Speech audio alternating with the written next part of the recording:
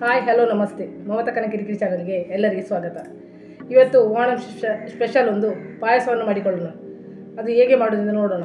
ಮೊದಲಿಗೆ ಒಲೆ ಮೇಲೆ ಒಂದು ಬಾಣಲೆ ಇರಿಸಿ ಒಂದು 1/4 kg ಪಚ್ಚೆ ಬೇಳೆಯನ್ನು ತೆಗೆದುಕೊಂಡಿದ್ದೇನೆ. ಇದನ್ನು ಚೆನ್ನಾಗಿ ಹುರಿಯಬೇಕು. ಸಣ್ಣ ಉರಿಯಲಿಟ್ಟು ಹದವಾಗಿ ಕೆಂಪಾಗುವವರೆಗೆ ಹುರಿಯಬೇಕು. ಪಚ್ಚೆ ಬೇಳೆ ಬಣ್ಣ ಚೇಂಜ್ ಆಗುವವರೆಗೆ ಚೆನ್ನಾಗಿ ಹುರಿದುಕೊಳ್ಳಬೇಕು. ಒಳ್ಳೆ ಫ್ರೈ ಆಗಿದೆ, ಒಳ್ಳೆ ಸ್ಮೆಲ್ ಬರ್ತಾ ಉಂಟು. ಜೊತೆಗೆ ಗ್ಯಾಸನ್ನು ಆಫ್ ಮಾಡಿ ಚೆನ್ನಾಗಿ 2 ಸಲ ತೊಳೆದು ಕುಕ್ಕರಲ್ಲಿ ಹಾಕಿ ಒಂದು 3 ಸೀಟಿ ಬೇಯಿಸಿಕೊಳ್ಳೋಣ. ಚೆನ್ನಾಗಿ ತೊಳೆದಂಥ ತೊಗರಿಬೇಳೆಗೆ ಅದು ಮುಳುಗಿದ ಕುಕ್ಕರಲ್ಲಿ ಬೇಳೆ ಮುಳುಗಿದಕ್ಕಿಂತ 1 ಇಂಚು ಮೇಲೆ ಎಷ್ಟು ಜಾಸ್ತಿ ನೀರನ್ನು ಹಾಕಿಕೊಂಡಿದ್ದೇನೆ. ಇದನ್ನು 3 ಸೀಟಿ ಬೇಯಿಸಿಕೊಳ್ಳೋಣ. ಈಗ ಇದಕ್ಕೆ ಕಪ್ಪು ಬೆಲ್ಲವನ್ನು ತೆಗೆದುಕೊಂಡಿದ್ದೇನೆ. ಈ ಪಾಯಸಕ್ಕೆ ಕಪ್ಪು ಬೆಲ್ಲ ಹಾಕಿದರೆ ತುಂಬ ಚೆನ್ನಾಗಿ ಬರ್ತದೆ. ಅದ ಕಾರಣ ಒಂದು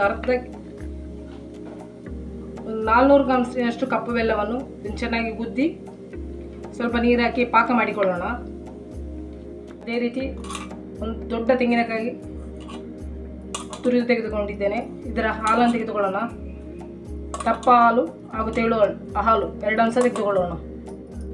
ತೆಗೆದಿರಿಸಿದಂಥ ಬೆಲ್ಲಕ್ಕೆ 1 ಗ್ಲಾಸ್ ನೀರು ಹಾಕಿ ಸಕ್ಕರೆ ಪಾನೀಯವನ್ನು ಮಾಡಿಕೊಳ್ಳೋಣ. ಇದನ್ನು ಕರಗಿಸಿಕೊಂಡ್ರೆ ಇದರಲ್ಲಿ ಕಸ ಇದೆ ಜಾಡಿಸಿ ತೆಗಿಬೋದು. ಆದ ಕಾರಣ ಇದನ್ನು ಒಲೆ ಮೇಲೆ ಇಟ್ಟುಕೊಂಡು ಕರಗಿಸಿಕೊಳ್ಳೋಣ. ಪಾಕ ಮಾಡೋದು ಬೇಡ, ಕರಗಿಸಿದ್ರೆ ಸಾಕು.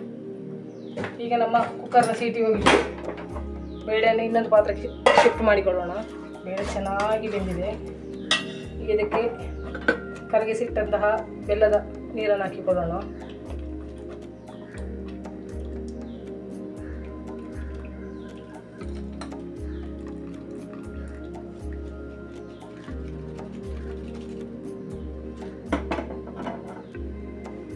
ಚೆನ್ನಾಗಿ ಮಿಕ್ಸ್ ಮಾಡಿಕೊಳ್ಳೋಣ.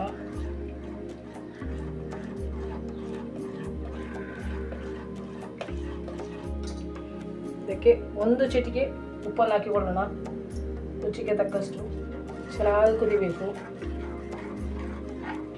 ಮೊದಲಿಗೆ ತೆಗೆದಿರಿಸಿದಂಥ ತೆಳು ಹಾಲನ್ನು ಕುಕ್ಕರಲ್ಲಿ ಸ್ವಲ್ಪ ಬೇಳೆ ಉಳಿದಿದೆ ಅದಕ್ಕೆ ಮಿಕ್ಸ್ ಮಾಡಿ ಹಾಕಿಕೊಳ್ಳೋಣ.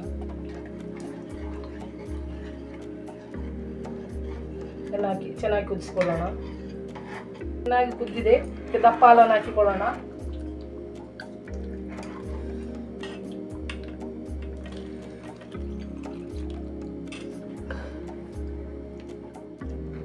ದಪ್ಪ ಹಾಲು ಹಾಕಿದ ಮೇಲೆ ತುಂಬ ಹೊತ್ತು ಕುದಿಸಬಾರ್ದು. ಕುದಿ ಬರ್ತಾ ಉಂಟು. ಈಗ ನಾನು ಗ್ಯಾಸ್ ಆಫ್ ಮಾಡ್ತಾ ಇದ್ದೇನೆ. ಸಣ್ಣಗೆ ಕುದಿ ಬರ್ತಾ ಉಂಟು. ಇವತ್ತಲ್ಲಿ ಗ್ಯಾಸನ್ನು ನಾನು ಆಫ್ ಮಾಡ್ತಾ ಇದ್ದೇನೆ. ಹೀಗೆ ಇದಕ್ಕೆ ಗೇರು ಬೀಜ ದ್ರಾಕ್ಷಿಯನ್ನು ತುಪ್ಪದಲ್ಲಿ ಹುರಿದು ಹಾಕಿಕೊಳ್ಳೋಣ. ಒಲೆ ಮೇಲೆ ಒಂದು ಸಣ್ಣ ಬಾಣಲೆ ಇಟ್ಟು ಈಗ ಸ್ವಲ್ಪ ತುಪ್ಪ ಹಾಕಿ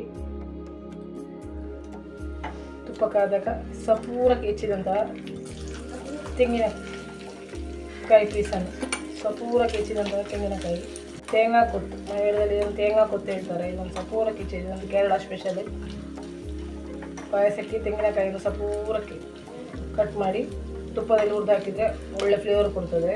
ಅದಕ್ಕೋಸ್ಕರ ಇದನ್ನು ಹಾಕ್ತಾ ಇದ್ದೇವೆ. ಈಗ ಇದು ಬಣ್ಣ ಚೇಂಜ್ ಆಗ್ತಾ ಬರ್ತಾ ಇದೆ. ಅದಕ್ಕೆ ಗೇರು ಬೀಜ ಹಾಕಿಕೊಳ್ಳೋಣ. ಗೇರು ಬೀಜ ಸ್ವಲ್ಪ ಫ್ರೈ ಆದಾಗ ಒಣ ದ್ರಾಕ್ಷಿಯನ್ನು ಹಾಕಿಕೊಳ್ಳೋಣ. 3 ಅಂಶ ಚೆನ್ನಾಗಿ ಫ್ರೈ ಮಾಡಿಕೊಳ್ಳೋಣ. ಈಗ ಇದು ಚೆನ್ನಾಗಿ ಫ್ರೈ ಆಗಿದೆ. ಈ ಒಗ್ಗರಣೆಯನ್ನು ಪಾಯಸಕ್ಕೆ ಹಾಕಿಕೊಳ್ಳೋಣ.